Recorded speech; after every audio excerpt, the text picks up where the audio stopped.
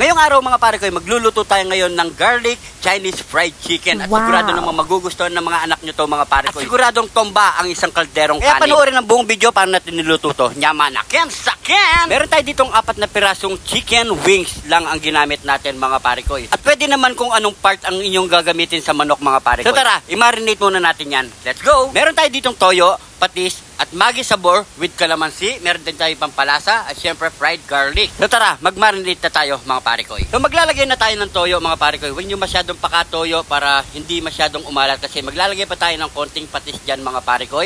At syempre ang ating Maggi sabor, calamansi mga pare ko. Lagyan na rin natin ng pampalasa, ang bechin. Yan, ganun din ang gawin natin sa kabilang part ng manok mga pare ko para pantay-pantay ang lasa ng ating chicken. Yun no? Nyamanaken saken! At lamas-lamasin na lang natin yan mga pare ko ng dahan-dahan. Yan, dapat may pagmamalang paglamas dyan mga pare ko para magnuot ang sarap ng lasang nilagay natin sa manok mga pare ko. At inilagay na rin natin ang fried garlic natin dyan mga pare ko. At syempre, ibababad muna natin yan mga pare ko. Siguro mga 30 minutes, okay na yan mga pare ko. Nababad na natin 30 minutes mga pare ko. So nakapagpainit na rin tayo ng mantika. So iprito na natin yan.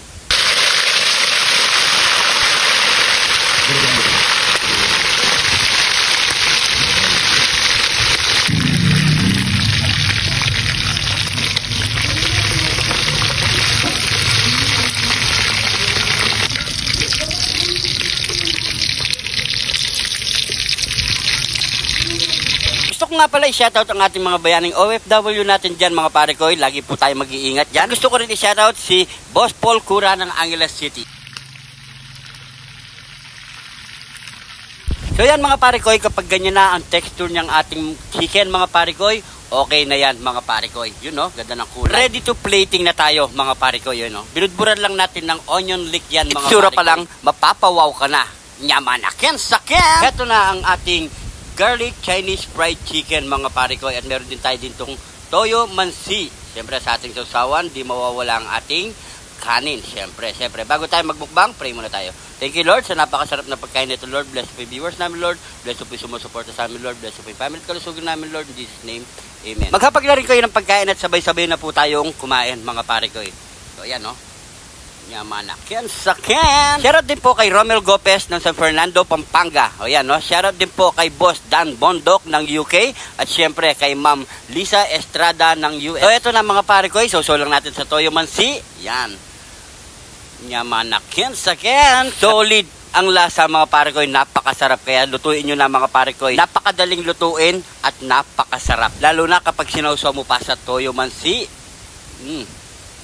Siguradong mapapawaw ka sa sarap. Ayan, no? Sabay mo pa ng kanin yan.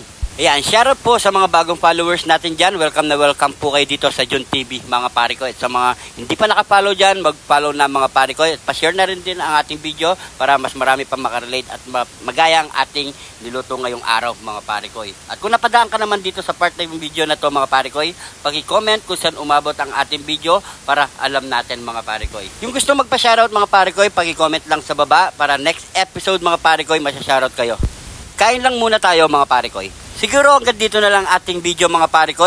Maraming salamat sa panonood at syempre sa suporta dito sa John TV mga pare ko. Try nyo na itong lutuin mga pare ko, napakasimple lang. So hanggang dito na lang mga pare ko. Maraming salamat sa panonood.